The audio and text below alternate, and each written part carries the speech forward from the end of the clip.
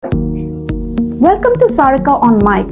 Today we have the honor of hosting Dr. Gunjesh Kumar Singh. He is a distinguished medical oncologist with over 10 years of experience, trained at Tata Memorial Hospital, Mumbai. He is a member of American, European, Indian, and many other prestigious oncology societies. He has earned numerous accolades for his expertise. So today our topic of discussion is ovarian cancer, how it happens, to whom it happens, and how it can be cured, and various other things we are going to cover today.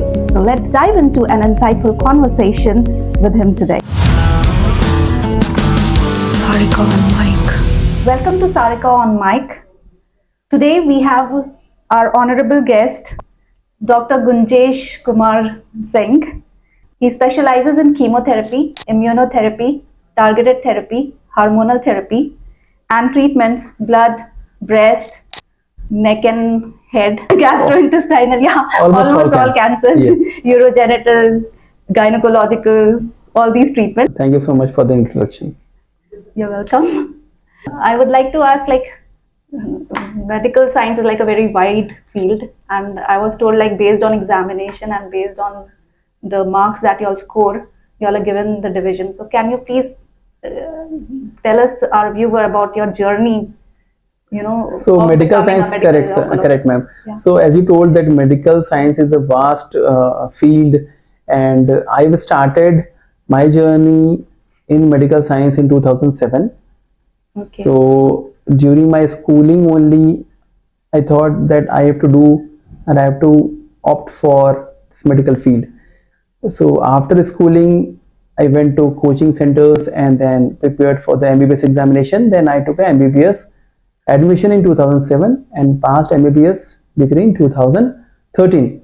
And after that, I took MD in Radiation Oncology Department from Safdarjung Hospital, New Delhi in 2014, and it completed in 2017. And then I took it's my pleasure that I got admission in Tata Memorial Cancer Hospital, Mumbai, because it is one of the finest cancer hospital in Asia, I can say. So I completed DM from Tata Cancer Hospital, Mumbai in 2020.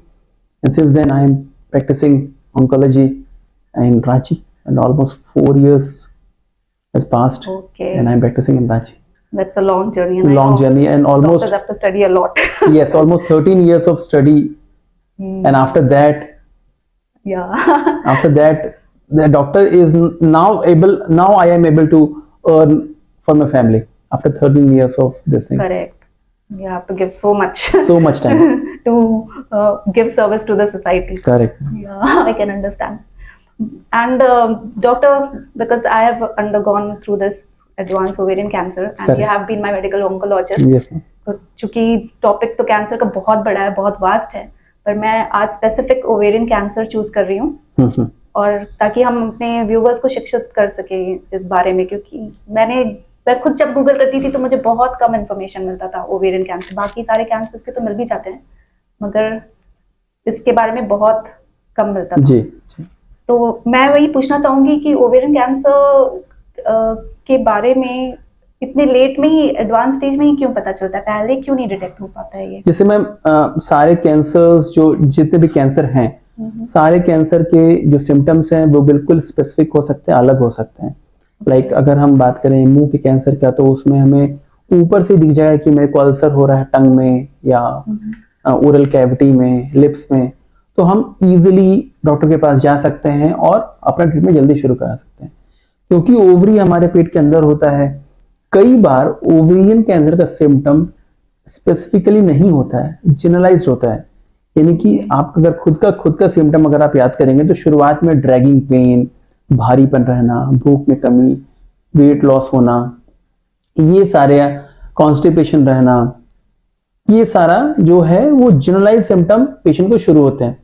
हमें लगता है समझ में नहीं आएगा कि आपको exactly हो क्या रहा है। मेरे केस में पेट बहुत फुल गया था। वो तो बात की बात है मैम, जब आपने एसाइटिस वगैरह डेवलप कर गया होगा, पेट में पानी भर गया होगा, उससे पहले का अगर आप रिकॉल करने की कोशिश करेंगे तो ये सारे सिम्टम शुरुआत में होते हैं। हमें लगता है या आम जनता को लगता है कि पेट में गैस हो गया, ये आम धारणा हमारे, हाँ, मैं अभी जनरल डॉक्टर के पास गई थी, उन्होंने गैस का मुझे दे दिया। आम धारणा यही है कि पेशेंट जो रहते हैं उनको भी लगता है कि मेरे को पेट में गैस हो गया है, दवाई दुकान गए और वहां से गैस की गोली ले लिया, कुछ दिन ये खाए, फिर उसके बाद में कुछ दिन और डॉक्टर से मिले, उनको भी समझ में नहीं आता है क्योंकि बहुत ही नॉन स्पेसिफिक सिम्टम होते हैं। जब एडवांस स्टेज हो जाता है, लाइक पानी भरना शुरू हो गया, अल्ट्रासाउंड किया, तो फिर हमें दिखता है कि इसके अंदर कुछ अलग ही चीजें ग्रो कर रही है। ओके। इसलिए बहुत ही नॉन स्पेसिफिक सिम्टम्स होते हैं ओवेरियन कैंसर के, इसलिए लेट स्टेज में मोस्टली पता चलता है। तो ये ओवेरियन कैंसर होने का मुख्य कारण क्या है? देखिए मैम, मुख्य कारण ये है, अगर मैं बहुत ही बेसिक बायोलॉजी में आपको समझाऊं तो ओवरी से हर महीने जो मेंस्ट्रुएशन होते हैं उससे ओवम निकलता है। करेक्ट। ओवम जितना ज्यादा निकलेगा, ओवरी में रप्चर उतना ज्यादा होगा। ओवरी में जितना ज्यादा रप्चर होगा उतने चांस ऑफ ओवरियन डैमेज ज्यादा होंगे, रिस्क ऑफ ओवेरियन कैंसर बढ़ता है। इसलिए ओवेरियन कैंसर नली पैरस में ज्यादा होता है। ओके। यानी कि जो नली पैरस जिनको बच्चे नहीं हैं उनमें ओवेरियन कैंसर होने के रिस्क ज्यादा रहते हैं। अनमैरिड, अच्छा, इसलिए लोग बोल रहे थे कि अनमैरिड, आपने शादी नहीं की इसलिए। हाँ, तो ये रिस्क है, ये है बायोलॉजी इसका कि जब प्रेगनेंसी होती है उस समय ओवुलेशन बंद हो जाता है। तो मान लीजिए प्रेगनेंसी 9 मंथ की, तो उसका 9 मंथ आपका ओवुलेशन नहीं होगा, मेंसेस नहीं होंगे, उस समय ओवरी रिपेयर करता है। तो आप समझ लीजिए कि अगर आपको उसको भी हीलिंग टाइम मिल जाता है। हाँ, अब ऐसा कह सकते हैं। तो ऐसा अगर मान लीजिए 2 या 3 अगर चाइल्ड हैं, 2 या 3 बच्चे हैं, तो इसका मतलब यह है कि उस समय ओवरी शांत है, तो वो रिस्क ऑफ ओवेरियन कैंसर जो है वो कम हो जाता है। तो ये मोस्ट कॉमन रीजन है। अदर रीजंस हो सकते हैं, लाइक हेरिडिटरी कॉजेज भी हो सकते हैं ओवेरियन कैंसर के, कॉन्ट्रासेप्टिव पिल्स हो सकते हैं ओवेरियन कैंसर के। हेरिडिटरी में आपका ब्रेस्ट कैंसर के बाद में मोस्ट कॉमन कैंसर जो है वो ओवेरियन कैंसर है, फैमिली में ये रन हो सकता है। तो अगर हमें ओवेरियन कैंसर, क्योंकि इसका सिम्टम पता ही नहीं चलता है, लेकिन फिर भी अवेयरनेस के लिए हम अपने व्यूवर्स को, या जो इन हालातों से गुजर रहे हैं ऑलरेडी या नहीं, इससे बचने के लिए वो क्या कर सकते हैं कि कैसे सिम्टम्स को देखें, या किस एज ग्रुप में वो क्या टेस्ट कराएं तो ओवेरियन कैंसर से बच सकते हैं? मैम, ओवेरियन कैंसर 2 तरीके के हो सकते हैं। एक हम बोलते हैं जर्म सेल ट्यूमर और एक होते हैं एपिथेलियल ट्यूमर। आपको जो हुआ था वो एपिथेलियल ट्यूमर था। Epithelial tumour mostly middle age women के बाद में होता है। Epithelial tumour usually young females में नहीं होता है। Germ cell tumour young females में हो सकता है। Like germ cell tumour young males में भी हो सकता है, जो टेस्टिकल्स होते हैं उसमें भी ये हो सकता है।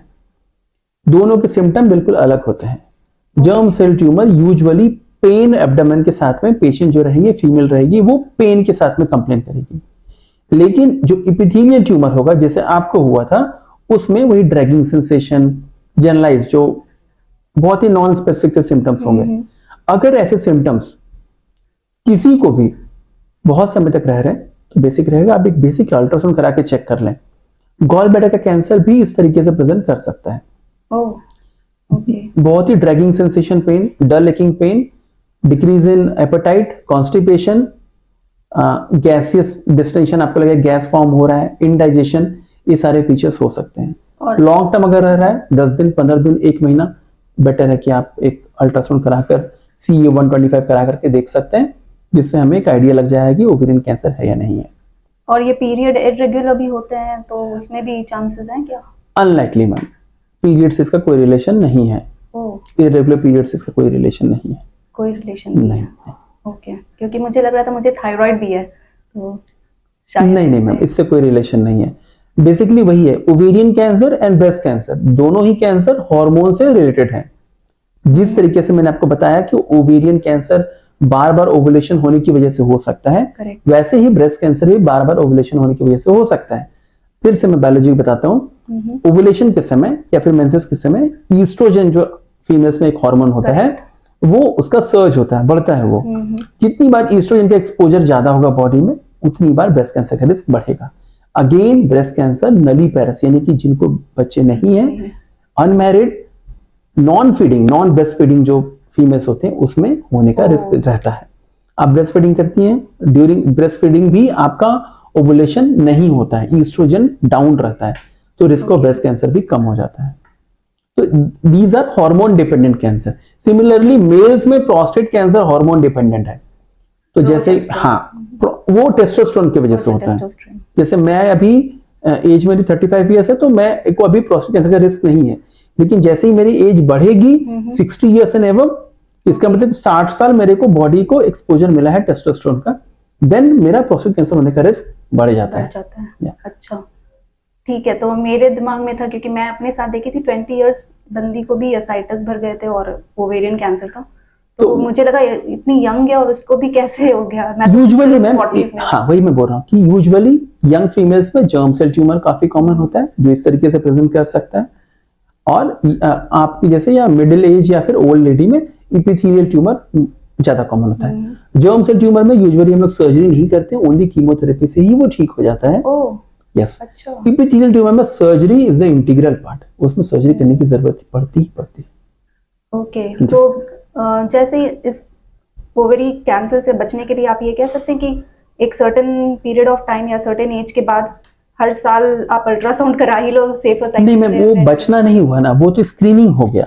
हाँ, स्क्रीनिंग अर्ली डायग्नोसिस के लिए। लेकिन WHO की बात माने तो WHO में ये स्टडीज की हुई हैं, ये देखा गया है कि क्या CA-125 और अल्ट्रासाउंड एवरी फॉलोअप पे कराने पे क्या हम लोग अर्ली डायग्नोसिस कर सकते हैं? नहीं, ऐसा नहीं देखने को मिला। तो अभी तक कोई डेटा हमारे पास में नहीं है कि CA-125 पर अल्ट्रासाउंड करा करके हम लोग अर्ली डायग्नोसिस कर सकते हैं। ब्रेस्ट कैंसर के लिए हमारे पास में डेटा है, मैमोग्राफी एनुअली करके हम लोग ब्रेस्ट कैंसर को अर्ली आइडेंटिफाई कर सकते हैं, बट ओवरी कैंसर के लिए ऐसा नहीं है। हम चाहे तो कर सकते हैं, लेकिन अभी तक बहुत ऐसा पॉजिटिव रिजल्ट हमें देखने को नहीं मिला है, क्योंकि ये CA-125 बहुत ही नॉन स्पेसिफिक फाइंडिंग होती है। मैं आपको फिर बताऊंगा कि हमारे क्लिनिक में बहुत सारी फीमेल्स आती हैं जो CA-125 लाइक अगर लैब वैल्यू 35 तक लिखा है, 60 आ गया तो वो परेशान हो गए कहीं मुझे ओवेरियन कैंसर तो नहीं है। तो इतना सर्च जो है वो हो सकता है ड्यूरिंग मेंस्ट्रुएशन, जो है वो बढ़ सकता है, प्रेगनेंसी बढ़ सकता है, एंडोमेट्रियोसिस में बढ़ सकता है, स्मोकर्स फीमेल में बढ़ावा मिल सकता है, इवन ट्यूबरकुलोसिस वगैरह में भी आपको CA-125 बढ़ावा मिल सकता है। तो ऐसा नहीं कि CA-125 बहुत ही कैंसर में ही है। मतलब CA-125 कोई वो स्पेसिफिक टेस्ट नहीं है जिससे कि पता चले कि इसलिए उसको ट्यूमर मार्कर बोलते हैं। वो डायग्नोस्टिक पर्पस के लिए हम उसको यूज भी नहीं करते हैं, जस्ट फॉलोअप के लिए यूज करते हैं। ओके जी, तो अभी मैं CA-125 करवाई थी। हाँ, और तो आप में जरूरी मतलब कि हर 3 मंथ में आपका एक CA-125 होना चाहिए। करेक्ट, तो उसमें 13 या समथिंग कुछ आया। तो बस बहुत बढ़िया है। तो मैं खुश हो गई। और जैसे आप मेडिकल ऑन्कोलॉजिस्ट हैं या कोई भी ऑन्कोलॉजिस्ट, ये कैसे तय करते हैं कि एडवांस स्टेज ओवेरियन कैंसर में जैसे मैं गई तो कीमोथेरेपी होना चाहिए पहले या सर्जरी होना चाहिए? जैसे मेरे केस में मैं सर्जरी के लिए डर रही थी, तो डॉक्टर ने मुझे ऑप्शन दिया 3 कीमोथेरेपी, फिर सर्जरी, फिर 3 और कीमोथेरेपी। तो ये कैसे डिसाइड करते हैं कि, और जो कॉम्बिनेशन होता है आफ्टर कीमोथेरेपी कि टारगेटेड थेरेपी होना चाहिए, मेंटेनेंस थेरेपी या रेडिएशन या और क्या होता है, इम्यूनोथेरेपी? तो आपका जो मैं पहला सवाल था कि कैसे डिसाइड करते हैं कि किस पेशेंट को क्या ट्रीटमेंट होना चाहिए। ओवेरियन कैंसर की जैसे आप बात कर रहे थे, ओवेरियन कैंसर में surgery is the integral part of treatment. Surgery तो मस्ट है, होना ही चाहिए। अगर सर्जन कंफर्टेबल है, कॉन्फिडेंट है कि वो अपफ्रंट शुरुआती में ही आपकी surgery complete resection of tumour कर सकते हैं, तो डेफिनेटली अपफ्रंट सर्जरी किया जा सकता है। लेकिन जो स्टडीज कहती हैं कि कीमोथेरेपी देने के बाद में जो सर्जरी की गई थी उसमें और सर्जरी करने के बाद कीमोथेरेपी, दोनों अलग अलग सिनेरियो में, कीमोथेरेपी देके अगर सर्जरी करते हैं तो ब्लड लॉस एक तो कम होता है, पेशेंट को रिकवरी में जल्दी रिकवरी होती है। शुरुआत में जैसे आपका पानी भरा हुआ था, कीमोथेरेपी देने के बाद में वो पानी श्रिंक कर जाता है, सूख जाता है, तो सर्जरी करना आसान हो जाता है। तो जो मॉर्टेलिटी एंड मॉर्बिडिटी, जो साइड इफेक्ट ऑफ सर्जरीज हैं, वो कम हो जाते हैं। तो अगर advance stage of ovarian cancer हमारे पास में आते हैं तो हम लोग पहले बोलते हैं कि आप पहले कीमोथेरेपी लीजिए, डिजीज श्रिंक करने के बाद हम लोग सर्जरी प्लान करेंगे। लेकिन अगर early stage of ovarian cancer में पता चलता है तो हम लोग पहले सर्जरी करते हैं, उसके बाद कीमोथेरेपी देते हैं। तो मेरे केस में तो एडवांस हो गया था। जी। एसाइटिस भी बढ़ गई एसाइटिस और भी था, ट्यूमर साइज बहुत बड़ा काफी बड़ा हो गया था, तो उसको पहले सर्जरी हुई। हाँ, तो उसको अगर हम अपफ्रंट सर्जरी करेंगे तो हमें उतना कट करने में बहुत परेशानी होगी और कुछ भी बचा हुआ रहने के चांसेस बढ़ जाते हैं। तो ओवेरियन कैंसर में मैक्सिमम सर्जरी यानी कि कंप्लीट रिसेक्शन ऑफ ट्यूमर होना चाहिए, और ओपन सर्जरी होता है। ओपन सर्जरी ही होता है, हाँ, हम्म। क्योंकि उसको सब कुछ क्लीन करना होता है, सारे इंटेस्टाइन के ऊपर के जो लेयर्स होते हैं वो भी क्लीन करना होता है, सब कुछ करना होता है उसमें। और रेक्टल में अगर फैल गया रेक्टम में तो वो भी मैम स्क्रैप करके। यस मैम, जितनी डिजीज है मैक्सिमल आपको रिमूवल होना चाहिए डिजीज का। तो ये डॉक्टर्स लोगों को कैसे पता होता है कि ये सारा रिमूव हो गया है? तो मैम आपको ओवरी निकालना है, हाँ जी। यूट्रस निकालना है, जो इंटेस्टाइन के चारों तरफ झिल्ली है उसको निकालना है, और जो आंख से कुछ भी और अगर दिख रहा है फैलोपियन ट्यूब्स पे वो तो निकलेगा ही मैम, वो तो यूट्रस एंड ओवरी का पार्ट होता है। आंख से सारा एग्जामिन करते हैं कहीं कुछ और तो छूट नहीं गया, नोड्स वगैरह तो नहीं छूट गया, नोड्स निकालने होते हैं, लिम्फ नोड्स निकालने होते हैं। पेट के अंदर जो पानी होता है उसका भी सैंपल हम लोग भेजते हैं कि कहीं पेट के वो पॉजिटिव तो नहीं आ रहा है। तो ये इसको हम लोग बोलते हैं कॉम्प्रिहेंसिव रिसेक्शन ऑफ ट्यूमर। तो जो सर्जरी के समय में टेस्ट के लिए पानी का भेज रहे हैं तो वो तो कैंसरस था ही, तो वो तो पॉजिटिव आपके केस में तो मैम पॉजिटिव आएगा ही आएगा। करेक्ट। जो मैं अर्ली स्टेज की बात कर रहा हूँ उसमें भी तो हम लोग भेजते हैं, पेरिटोनियल वॉशिंग होती है उसको बोलते हैं, तो उससे अप स्टेज तो नहीं हो गया, क्योंकि आंख से कई बार हमें नहीं दिखता है कि वो क्या है, लेकिन जब हम उस सैंपल को भेजते हैं तो वो पॉजिटिव आता है, तो फिर वो स्टेज बढ़ जाता है ऊपर। अच्छा, और ये जो मैंने बताया ये जो कॉम्बिनेशन चूज होते हैं जैसे कीमोथेरेपी का कॉम्बिनेशन, हाँ। ये तो मैम रिकमेंडेड गाइडलाइंस से आते हैं, जो बहुत सारे ट्रायल्स चल रहे हैं, बहुत सारी स्टडीज हो रही हैं। शुरुआत में कोई एक कीमोथेरेपी ट्राई किया गया, फिर देखा गया कि नहीं कुछ और ऐड करने से पेशेंट को फायदा होता है क्या। तो अभी में जो रिकमेंडेशन जो है पैक्लिटैक्सेल और कार्बोप्लाटिन, ये दोनों कीमोथेरेपी मस्ट है ओवेरियन कैंसर में। जो आप बोले टारगेट थेरेपी बेवैसिजुमैब ऐड करने से, जैसे आपके जैसे पेशेंट में जिनमें पानी भरा है उसमें काफी अच्छा रिस्पॉन्स आता है। ओके, बहुत अच्छा रिस्पॉन्स आता है और सर्जरी करना फिर आसान होता है। बेवैसिजुमैब में लेकिन एक प्रॉब्लम ये है कि अगर पेशेंट ने बेवैसिजुमैब लिया है तो सर्जरी करने के लिए थोड़ा सा गैप एक्स्ट्रा देना जरूरी होता है, क्योंकि वुंड हीलिंग में थोड़ा सा वो डिले कर सकता है, क्योंकि वो ब्लड को पतला कर देता है, थिन कर देता है, राइट। वुंड हीलिंग में वो थोड़ा सा डिले कर सकता है। After chemotherapy bevacizumab should be continued for almost 2 years तक, तो हम लोग जरूर बोलते हैं एज अ मेंटेनेंस थेरेपी, ताकि वो रिकरेंस नहीं हो। रिकरेंस ऑलमोस्ट 70% पॉपुलेशन में हो सकता है despite doing every surgery and chemotherapy. Every 3 में 1, मतलब एवरी 3 में 2 को बिल्कुल हो सकता है, बिल्कुल हो सकता है, इसलिए फॉलोअप पे पेशेंट को रखते हैं और इसलिए मेंटेनेंस थेरेपी का इंपॉर्टेंस इतना बढ़ जाता है। पर ये जो मेंटेनेंस थेरेपी का था, तो जैसे सेकंड ओपिनियन लेना होता है, तो मेरी वजह से मेरी फैमिली भी थोड़ी टेंशन में थे, तो दिल्ली में भी एक डॉक्टर से पूछा, तो स्टार्टिंग में उन्होंने बोला था मेंटेनेंस थेरेपी 6 मंथ्स को लेना है। फिर झारखंड कैंसर सेंटर में मैं गई तो वहाँ पे डॉक्टर ने बोला 1 साल तक लेना है। फिर बाद में दिल्ली वाले डॉक्टर और आपने और डॉक्टर अजीत सबने बोला कि 2 साल तक लेना पड़ेगा। 2 साल तक तो हम लोग मैम बोलते हैं। हाँ, तो भाई देखिए मेंटेनेंस थेरेपी का मेन रैशनल क्या है, जैसे मैंने आपको बायोलॉजी बताया वैसे रैशनल बता रहा हूँ कि हमने मैक्सिमम ट्यूमर जो आपका रिमूव कर दिया, जो हमें आंख से दिख रहा था, करेक्ट। बहुत सारे ट्यूमर सेल्स जो है वो ब्लड में ऑलरेडी मूव कर रहे हैं, जिसको हम लोग सर्कुलेटिंग ट्यूमर सेल्स बोलते हैं, जो कि ब्लड में हैं, रहते हैं, वो हमें नहीं दिखते। करेक्ट। तो अगर हम ट्रीटमेंट, हमने कीमोथेरेपी दे दी, हमने सर्जरी कर दी, अगर वो ट्यूमर सेल्स कुछ बचे रह गए हैं तो वो बाद में फिर से ग्रो कर सकते हैं। उसके लिए मैक्सिमम आपने बर्डन रिमूव कर दिया, और जो मिनिमम जो रह गया उसको किल करने के लिए या फिर उसको कंट्रोल में रखने के लिए आप मेंटेनेंस थेरेपी कंटिन्यू कीजिए। Maintenance therapy could be in form of injection, या फिर बहुत सारे अभी टैबलेट्स भी आ गए हैं, जैसे लाइक ओलापेरिव, नीरापेरिव, रूकापेरिव, पार्प इनहिबिटर्स हम लोग उसको बोलते हैं। तो ये बेवासीजुमैब नहीं लेकर टैबलेट लेने से उसका कोई है ऑल्टरनेटिव? दोनों का कॉम्बिनेशन बेस्ट माना गया है। अगर हमने बेवासीजुमैब आपको कीमोथेरेपी के दौरान दिया है तो मेंटेनेंस थेरेपी में बेवासीजुमैब और टैबलेट भी लेना जरूरी है। अगर हमने आपको शुरुआत में बेवासीजुमैब नहीं दिया है तो ओनली टैबलेट ले सकते हैं। आपके केस में क्योंकि आपकी बीमारी फर्स्ट टाइम पता चली है, टैबलेट का मेंटेनेंस थेरेपी आपके केस में उतना इफेक्टिव नहीं है। ओके। अगर आपका यस वही मैं आ रहा था कि आपके केस में BRCA1 और BRCA2 BRCA1 BRCA2 जीन का म्यूटेशन टेस्ट होना चाहिए, अगर वो पॉजिटिव आता है तो फिर मेंटेनेंस टैबलेट आपको लेना पड़ेगा। अगर वो नेगेटिव आता है तो आप में वो टैबलेट काम उतना इफेक्टिव नहीं करेगा। जी। ओके, तो ये जो कीमोथेरेपी के दौरान क्या क्या से वर्स रिएक्शन क्या क्या हो सकते हैं? कीमोथेरेपी में 100 टाइप्स ऑफ कीमोथेरेपी हैं, 100 टाइप्स ऑफ उसके साइड इफेक्ट्स हैं। जो कीमोथेरेपी मोस्ट कॉमन जो आप ओवरी कैंसर में हम लोग यूज करते हैं, टैक्सेन एंड प्लैटिनम, उसमें मैम ड्यूरिंग कीमोथेरेपी रिएक्शन होने के चांसेस सबसे ज्यादा होते हैं। इसीलिए आपको ध्यान में भी होगा जब हमने आपको कीमोथेरेपी दी तो उस समय आपको हम एविल का इंजेक्शन भी देते थे और भी बहुत सारे इंजेक्शन स्टेरॉइड के देते थे, वॉमिटिंग के इंजेक्शन देते थे।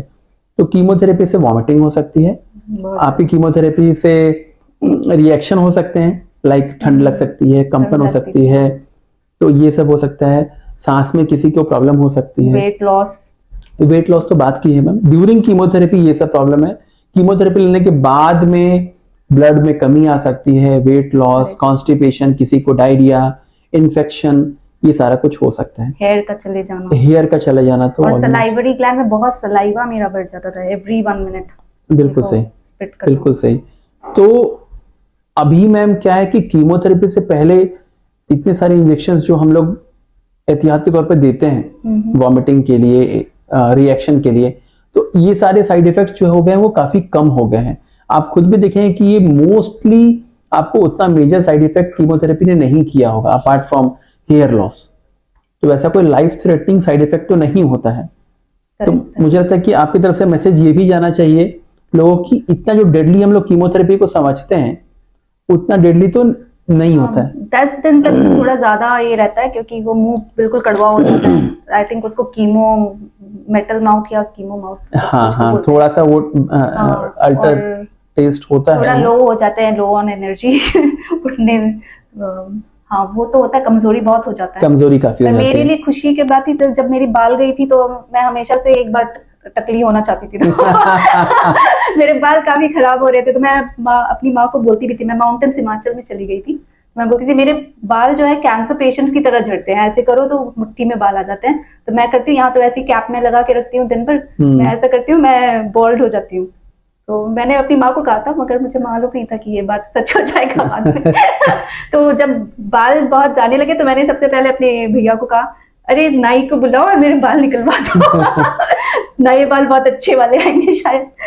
तो अभी तो आपके बाल आने शुरू हो गए होंगे और व्हाइट आए तो मैं फिर डर गई। मैं वैसे ही सबको अपने एज 50 बताती थी और मुझे 80 बताना पड़ेगा लेकिन फिर अभी तो आपके बाल जैसे अब ब्लैक आ रहे हैं। हाँ वही मैं बोल रहा हूँ कि अब तो बाल अच्छे आने शुरू हो जाएंगे आपके। हाँ जी तो वो बाल तो अच्छे आ रहे हैं। तो मैंने ये देखा है, हाँ कीमोथेरेपी से बस मुझे इतना ही हुआ, तो जितना हुआ बना रखा है कि हाँ, वो बहुत इंपॉर्टेंट चीज है कि बहुत ज्यादा लोगों में मिथ है कि कीमोथेरेपी लेने से ऑलमोस्ट जान चली जाती है। बहुत सारे पेशेंट आके बोलते हैं बहुत सारे कीमोथेरेपी ली है, खुद डॉक्टर्स लोग भी बोलते हैं कीमोथेरेपी बहुत डेंजरस है, ये वो है, ये वर्ल्ड वॉर के टाइम हिटलर ने मारने के लिए बनाया था लोगों को, अब वो दे रहे हैं ऐसा नहीं है। अभी तो बहुत अच्छे सेफ ड्रग्स आ गए हैं।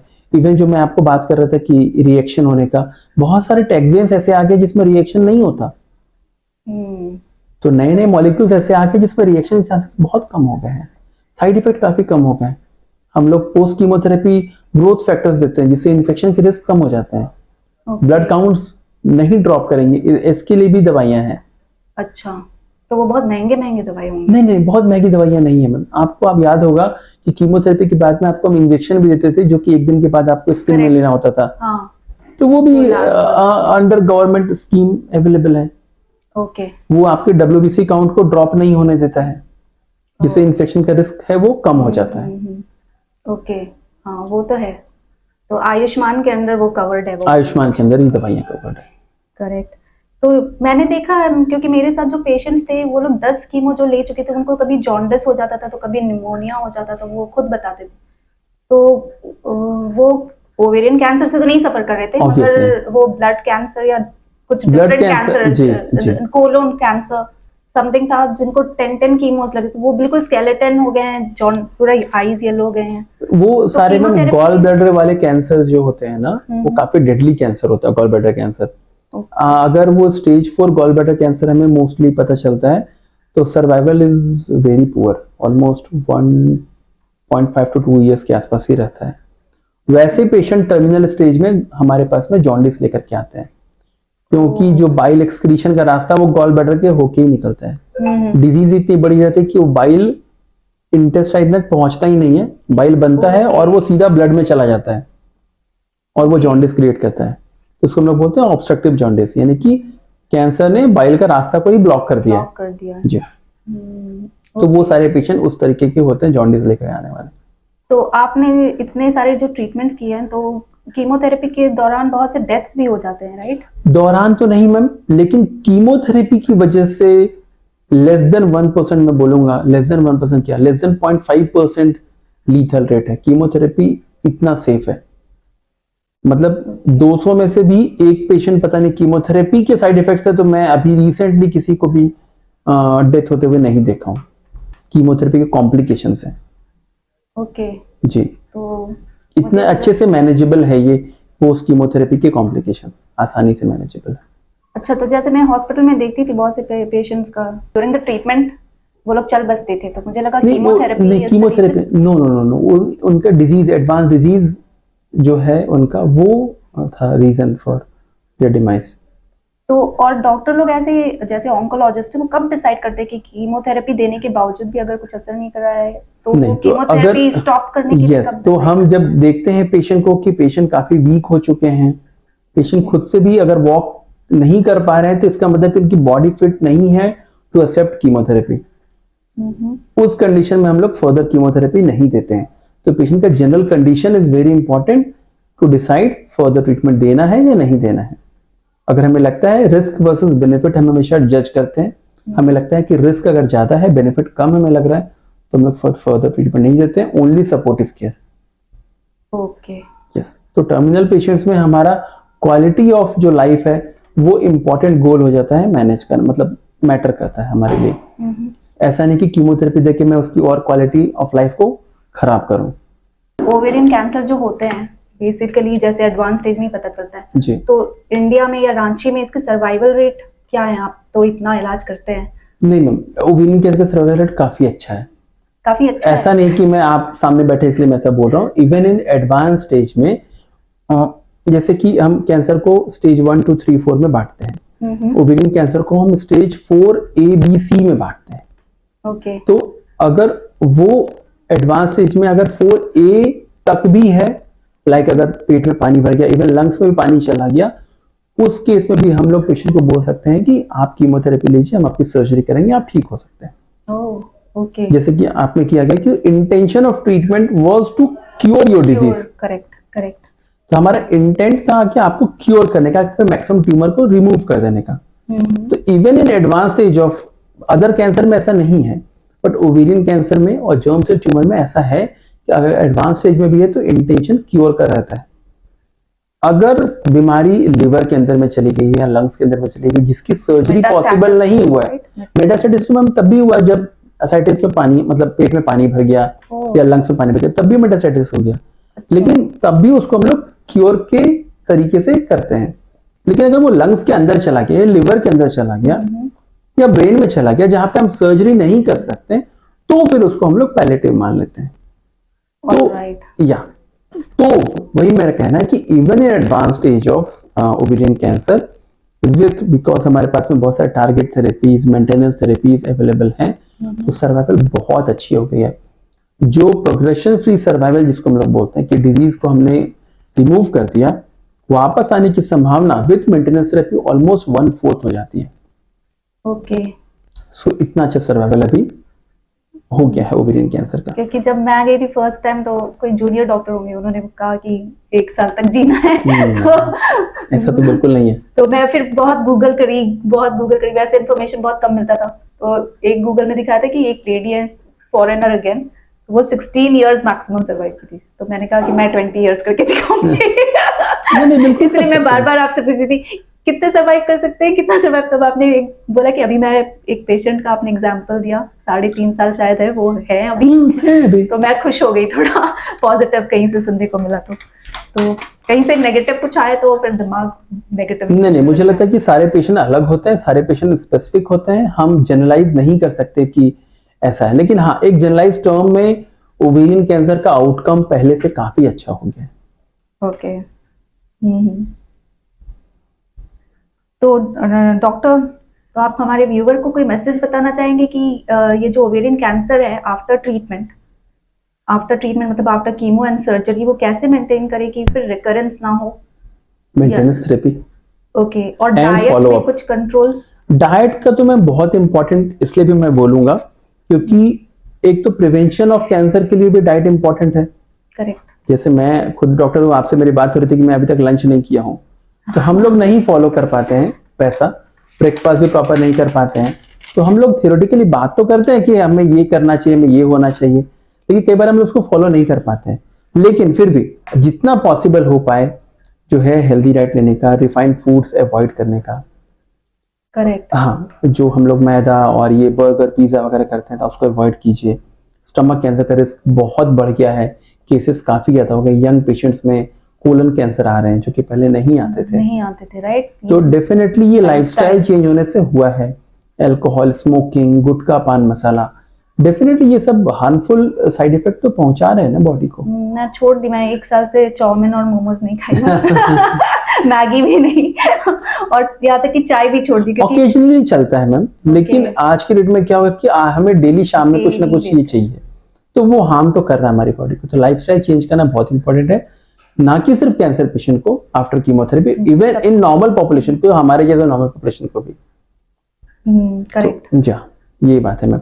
दूसरा मैसेज जो आप पूछ रहे थे कि जैसे हम लोग ओवेरियन कैंसर बात कर रहे थे, मेरा मैसेज एक और इम्पोर्टेंट ये भी है कि ब्रेस्ट कैंसर फीमेल्स में द मोस्ट कॉमन कैंसर है अभी इंडिया के केस में, या फिर हम वर्ल्ड की बात करें तो breast cancer most common cancer है। इसके लिए WHO का रिकमेंडेशन है एनुअली मैमोग्राफी होना चाहिए आफ्टर 40 इयर्स ऑफ एज, जिससे कि हम ब्रेस्ट कैंसर को अर्ली स्टेज में पकड़ सकते हैं। Almost 99% of breast cancer related death को हम लोग अचीव कर सकते हैं, कम कर सकते हैं, अगर हम लोग एनुअली मैमोग्राफी करें और स्क्रीनिंग करें। तो screening guideline is available for breast cancer and cervical cancer. इन दोनों के लिए स्क्रीनिंग गाइडलाइन है। मोर देन 40 इयर्स को 5 साल में एक बार पैप स्मीयर एंड साल में एक बार मैमोग्राफी कराना चाहिए, जिससे हम इन दोनों कैंसर जो डेडली कैंसर है, मोस्ट कॉमन फीमेल कैंसर, उससे अर्ली स्टेज में पकड़ सकते हैं। ओके। पर मैंने सुना है मैमोग्राफी जो होता है वो बहुत ही पेनफुल होता है। नहीं मैम, ऐसा कुछ भी नहीं है, लेकिन साल में एक बार मैमोग्राफी बेसिकली क्या होता है कि आपके ब्रेस्ट को दो ऐसा प्लेट के बीच में रखते हैं, उसको कंप्रेस करते हैं और एक एक्सरे लेते हैं दोनों ब्रेस्ट का, जिसमें हम ये चेंजेस दिखते हैं कि आपके ब्रेस्ट के अंदर में जो स्ट्रक्चर्स है, जो आर्किटेक्चर है वो कैसा है, उसमें कोई चेंजेस तो नहीं आ रहे। तो वो कंप्रेशन में थोड़ा पेनफुल हो सकता है, लेकिन अभी जो डिजिटल मैमोग्राफी वगैरह आ गई है उसमें इतना पेनफुल नहीं होता है। डिजिटल मैमोग्राफी आ गई है। ओके, तब तो फिर अच्छा है जी। और आपने अपने करियर में मतलब कई सारे ट्रीटमेंट तो किए हैं, तो ऐसा कोई देखा होगा कि मतलब मौत से बाहर निकल कर आ गया हो, ऐसा कोई चमत्कार? बहुत सारे पेशेंट है मैम, बहुत सारे पेशेंट हैं जो फॉलो अप में हैं। मैं अभी बताता हूं कि अभी एक पेशेंट है जो कि स्टेज 4 कोलेंजियोकार्सिनोमा है। कोलेंजियोकार्सिनोमा या गॉल ब्लैडर, जो मैं आपको बता रहा था कि बहुत ही डेडली कैंसर होता है। She is from Hazaribagh. Okay. वो आती है, ट्रीटमेंट लेती है, अभी उनका ऑन पेट स्कैन में 0 डिजीज है, मतलब कंप्लीट रिमिशन में है। ऑलमोस्ट 2 साल हो गए। She is on chemotherapy. Okay. उनके हस्बैंड नहीं है, 2 बच्चे हैं। अच्छा। वो आते हैं, दोनों बच्चे लेकर के उनको कीमोथेरेपी लेती है, जाती है। She is very happy right now. Alright, तो हाँ, गुड न्यूज। लेकिन मुझे पता है कि मैम ये जो है बेनिफिट, मैं ट्रूथ भी बताऊंगा, ऐसा नहीं है कि वो बिल्कुल 100% क्योर हो गई। स्टेज 4 गॉल ब्लैडर कैंसर या स्टेज 4 कोई भी कैंसर एक समय तक ही वो कंट्रोल में रह पाता है। एक समय ऐसा आएगा जब वो प्रोग्रेस करेगा और फिर वो अनकंट्रोल वे में प्रोग्रेशन करेगा, लेकिन मैक्सिमम हम सर्वाइवल तो एटलीस्ट पेशेंट को दे सकते हैं और एंड तक हम उसका हाथ तो पकड़ के रख सकते हैं ना। तो जैसे मैं अभी आपसे बात कर रहा था कि रवि प्रकाश जी जो एक हमारे बहुत ही सीनियर जर्नलिस्ट है झारखंड के, तो BBC में थे, दूरदर्शन में थे। He was suffering from stage 4 lung cancer. Alright. तो उनको टारगेट थेरेपी एंड कीमोथेरेपी वो लिए, काफ़ी समय तक मेरे अंदर ट्रीटमेंट में थे वो, ऑलमोस्ट 5 साल उन्होंने ट्रीटमेंट लिया उन्होंने। बाद में फिर उनको CAR T सेल थेरेपी वगैरह भी उनको दिया गया। Okay. He survived for almost 5 years. He did a मतलब wonderful job for ये awareness of cancer in the society। तो वो काफ़ी जिंदा इंसान थे। तो ऐसे कुछ एग्जाम्पल हैं जो रहे हैं हमारे साथ में। पर मैं तो आप लोगों को धन्यवाद देना चाहूंगी। Thank you so much to you and all the doctors. मतलब मैं बोली पॉडकास्ट के लिए और तुरंत रेडी हो गए और वो टाइम भी दे रहे हैं, तो it's a commendable thing, doctors giving the chance to the patients to do something, you know, for creating awareness and leveraging them to do something. ये बहुत जरूरी है मैम, लोगों को पता नहीं है। आप एक बात मानिएगा, मैं पेशेंट को जब बोलता हूँ कि मुझे कैंसर डायग्नोसिस के लिए बायोप्सी कराना है, लोगों में गलत धारणा ये है कि मैं बायोप्सी कराऊंगा तो मेरा कैंसर बढ़ जाएगा। हाँ, ये तो मैं ये है लाइक अगर कोई ब्रेस्ट कैंसर कोई लंप लेकर के आता है, मैं फीमेल को बोलूंगा एक अभी बायोप्सी कर लेते हैं, मुझे कंफर्मेशन के लिए चाहिए। ब्रेस्ट कैंसर कई टाइप का होता है, मुझे आपका हार्मोनल स्टेटस भी जानना है। नहीं, हमारे घर में तो बोल रहे हैं बायोप्सी नहीं करेंगे, ये को छुरा लगाएंगे, ये लगाएंगे तो वो कैंसर बढ़ जाएगा। तो ये गलत धारणाएं मैम अभी भी है लोगों में। हमें काउंसलिंग करने में बहुत मुश्किल होती है। ओके। तो ये सब चीजें अवेयरनेस इसलिए भी बहुत इंपॉर्टेंट है कि ये मैसेज अगर आपकी तरफ से जाएगा तो कितना इम्पैक्ट पड़ेगा सोसाइटी में, आप सोच नहीं सकते। हाँ, मैं कहना चाहूंगी बायोप्सी करवाइए, क्योंकि उससे ही पता चलता है कि कैंसर है या नहीं। ये फर्स्ट स्टेप है, क्योंकि वो जो ट्यूमर होते हैं वो बिनाइन और मैलिग्नेंट होते हैं। बिल्कुल। तो जब तक आप बायोप्सी नहीं कराएंगे तो पता ही नहीं चलेगा टाइप ऑफ कैंसर के बारे में पता नहीं चलेगा, तो स्पेसिफिक ट्रीटमेंट हम नहीं कर सकते। फिर लोगों में गलत धारणा ये भी है कि आप सिटी स्कैन कराएंगे तो रेडिएशन से मेरे को कैंसर हो जाएगा। हाँ, तो वो भी और नहीं बहुत है, फ्रीक्वेंटली नहीं कराना चाहिए। तो ऐसा नहीं है मैम, रेडिएशन सिटी स्कैन में बहुत ही कम मात्रा में बॉडी में जाता है। ओके। तो उतनी कम मात्रा में रेडिएशन से बॉडी में चेंजेस आने ऑलमोस्ट चांस मिल रहता है। जो पेशेंट रेडियोथेरेपी लेते हैं उसमें बहुत ही किलो वोल्टेज में रेडिएशन, मेगा वोल्टेज में रेडिएशन दिया जाता है। उस केस में भी चांस ऑफ जो है मैलिग्नेंसी लेस देन 5% है। और अगर रेडिएशन से मैलिग्नेंसी होती भी है, लाइक रेडिएशन इंड्यूस मैलिग्नेंसी एक नोन फैक्ट है। ओके। लाइक अगर मुंह के कैंसर में रेडिएशन दिया गया तो हो सकता है कि 5 साल 10 साल बाद वो रेडिएशन की वजह से वहां पे कैंसर डेवलप कर जाए। ओके। बट ये बहुत ही रेयर फिनोमेना है और बहुत ही हाई वोल्टेज रेडिएशन लेने के बाद ऐसा होता है। सीटी स्कैन या पेट स्कैन के स्कैटरिंग रेडिएशन से ऐसा नहीं होता है कि आपको वो डेवलप कर जाए कैंसर। ओके। और दूसरा बहुत अहम सवाल मैं आपसे पूछना चाहूंगी, इम्पोर्टेंट इन अ सेंस कि मार्केट में जब हम जाते हैं और जैसे इंजेक्शंस के प्राइसेस इतने वैरी क्यों करते हैं प्लेस टू प्लेस, तो मतलब आम जनता को कैसे पता चलेगा कि जैसे ऑनलाइन बेवासीजुमैब है वो 54,000 है, झारखंड सेंटर में 40,000 है, आपने 25 बोला, तो हमें पता ही नहीं चल रहा था कि इतना वेरिएशन क्यों है। तो उन्हें असली और नकली भी दवाइयाँ बहुत मार्केट में अवेलेबल है, तो कैसे जनता पता करेंगी कि कौन सा सही है कौन सा नहीं है, या क्या प्राइसेस सही है, जेन्युइन है? प्राइस का तो मैम बहुत ही वेरी इसलिए भी मैंने देखा बहुत गरीब लोग जो होते हैं यहाँ नहीं अफोर्ड कर सकते, यहाँ इलाज करते करते ही बहुत लोग बैंकक्रप्ट हो जाते हैं। करेक्ट। और बहुत बीच में ही छोड़ देते हैं इलाज। तो दवाई में बहुत महंगी नहीं है, यूजुअली दवाई आयुष्मान भारत में कवर हो जाती है। कुछ दवाइयां जो आयुष्मान भारत में कवर नहीं होती है वो अभी सीएम फंड जो मुख्यमंत्री गंभीर बीमारी योजना जो सरकार लेकर आई है उसमें कवर हो जा रही है। बताया था आपने। कुछ दवाइयां जो है लाइक जो आप बता रहे थे लाइक बेवासीजुमैब का, उसमें मार्जिन बहुत ज्यादा रहता है। अगर आप बड़े हॉस्पिटल में जाएंगे जिनका जो है जो कॉस्ट ऑफ उनका रनिंग कॉस्ट है वो अगर ज्यादा है, लाइक इतना बड़ा हॉस्पिटल अगर इसका रनिंग कॉस्ट ज्यादा है तो ऑब्वियसली उनको कहीं ना कहीं से कॉस्ट तो निकालना है। तो वो मार्जिन आपको कैसे दे पाएंगे? सेम भाई जैसे मॉल में जाओ या फिर लाइक अगर मैं किसी बड़े 5 स्टार रेस्टोरेंट में जाता हूँ खाने के लिए, तो मैं अगर मैं कढ़ाई पनीर ऑर्डर करता हूँ तो 1000 रुपए की आती है, लेकिन मैं अगर ढाबे में जाता हूँ तो 50 रुपए की आती है। तो वो रनिंग कॉस्ट निकालने के लिए भी वो मार्जिन रहता है मैम। ये इसको मैं कैसे बोलूं कि ये बिजनेस है। तो यूजुअली कॉस्ट उतना नहीं, क्योंकि आप मेरे पास आएंगे तो आपको काफी कम कॉस्ट में मेडिसिन मिल गई होगी, क्योंकि वैसा कुछ रनिंग कॉस्ट है नहीं, तो मैं कम में पेशेंट को प्रोवाइड कर देता हूँ। अगर मेडिसिन लेना है ऑनलाइन, मैं सलाह नहीं देता हूँ मेडिसिन लेने के लिए, क्योंकि मुझे नहीं पता कि ऑनलाइन कहाँ से मेडिसिन आ रही है। पायरेसी बहुत ज्यादा है मार्केट में। आप जब भी मेडिसिन लीजिए अपने ऑथराइज वेंडर से जरूर लीजिए, जिसको फार्मा कंपनी ने ऑथराइज वेंडरशिप दिया हुआ है। तो व्यूअर्स प्लीज नोट डाउन कि ऑनलाइन आप मत लो, ऑनलाइन ऑनलाइन कोई बिल्कुल भी गारंटी नहीं देगा वो कहाँ से यस केटर कर रहे हैं मेडिसिन, राइट। तो आप जो इलाज हो गया, कीमोथेरेपी हो गया, सब कुछ हो गया, तो मेंटेनेंस के लिए क्या सावधानियां लेने के लिए बोलेंगे एक पेशेंट को?